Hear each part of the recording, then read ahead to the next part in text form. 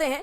दिल्ली में प्रदूषण पर सियासत का सिलसिला लगातार जारी है। बीजेपी नेता विजय गोयल ने आज लोगों के बीच में मास्क बांटा। लाइव टाइम्स के साथ बातचीत में विजय गोयल ने दिल्ली सरकार पर जमकर निशाना साधा। सुनिए। बीजेपी के वरिष्ठ नेता विजय गोयल जी हमारे साथ हैं। विजय जी, ये गैस चैम्बर बनता जा रहा है दिल्ली, आप लोग आज क्या कर रहे हैं, क्या कार्यक्रम है? दिल्ली गैस चैम्बर हो गया है। लोगों का दिल्ली में रहना मुश्किल हो गया है। लोग माइग्रेट कर रहे हैं अब दिल्ली से, क्योंकि केजरीवाल सरकार हाथ पे हाथ बैठी है। AQI 500 के पार कर गया है। सुप्रीम कोर्ट को दखल देना पड़ रहा है। और ऐसे में आप ये समझ लीजिए, कुछ ना कोई योजना है, ना कोई प्लान है। आप ये देखिए, पंजाब की पराली का कोई हल नहीं किया। पहले केजरीवाल पराली चिल्लाते थे। यमुना को प्रदूषण होने से रोका नहीं। धुएं धूल के ऊपर कोई उपाय नहीं किया। सड़कों पे गड्ढे का 2 बार नाटक करके रह गए। कूड़े के पहाड़ को ख़त्म नहीं किया है। निर्माण गतिविधियां यूं की यूं चल रही हैं। जब गैस चैम्बर बन जाती है तब ये सरकार अनाउंसमेंट्स करती है और उसमें भी काम नहीं करती। पब्लिक ट्रांसपोर्ट का कोई प्लान नहीं किया है। तो मुझे बताइए, एक चीज़ बता दीजिए, केजरीवाल सिर्फ वीडियो पे बोलते हैं, उसके बाद पता चलता है अगली बार कुछ नहीं हुआ। जो सरकार 10 साल में यमुना के प्रदूषण को, आम प्रदूषण को रोक नहीं पाए, उसको सत्ता में रहने का कोई अधिकार नहीं है।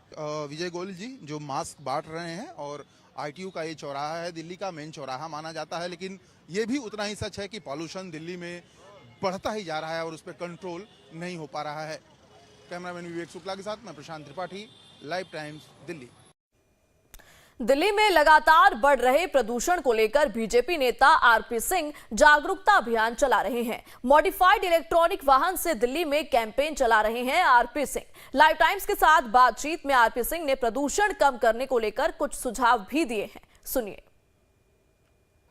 दिल्ली में प्रदूषण लगातार बढ़ता जा रहा है। AQI 400-500 के पास पहुंची है। ग्रेप 4 लागू कर दिया गया। ऐसे में बीजेपी के नेता आरपी सिंह साहब एक नई वाहन, जो इलेक्ट्रिक वाहन है, उससे यात्रा कर रहे हैं और कैंपेन भी इसी से कर रहे हैं। आरपी सिंह से कहना, आरपी जी, ये नए वाहन से आप यात्रा कर रहे हैं, क्या संदेश? ऑब्जेक्टिव है कि दिल्ली के अंदर आज डीजल और पेट्रोल की गाड़ी चलाने के काबिल रहे नहीं।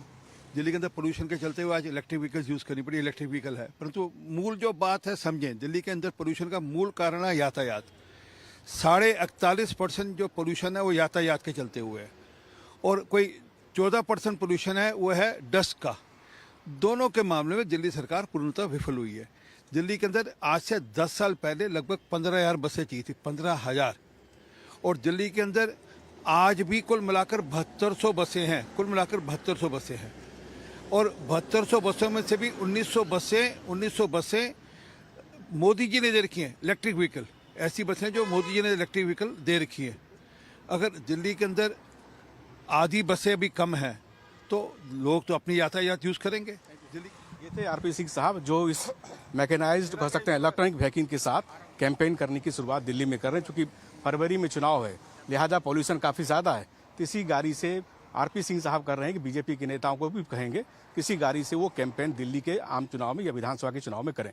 संदीप के साथ कमलेश सिंह, लाइव टाइम्स दिल्ली। दिल्ली में रह रहे लोगों पर मौसम और प्रदूषण की दोहरी मार पड़ रही है। एक तरफ प्रदूषण और दूसरी तरफ बढ़ती ठंड ने लोगों का जीना मुहाल किया हुआ है। AQI लगातार खराब हो रहा है। शहर का औसतन AQI 484 तक चला गया, और यही वजह है कि दिल्ली में ग्रेडेड रिस्पॉन्स एक्शन प्लान यानी ग्रैप 4 के तहत प्रतिबंध लागू कर दिए गए हैं। देखिए रिपोर्ट।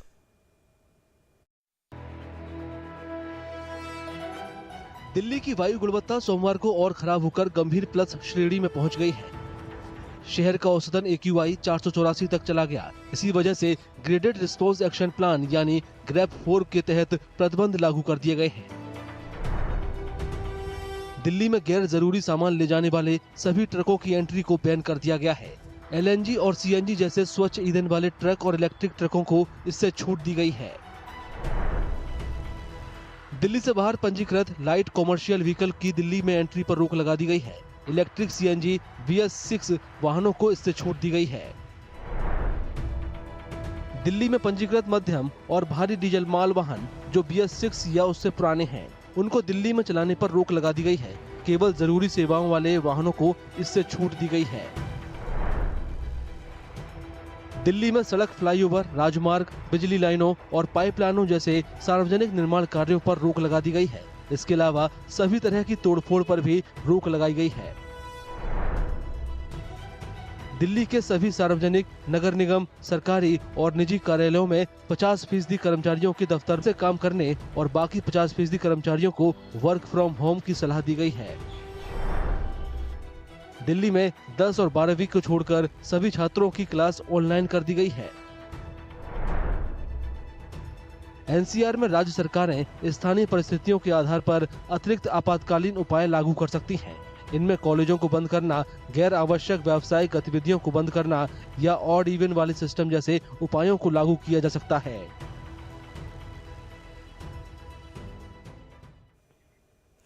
अब अगली खबर मणिपुर से।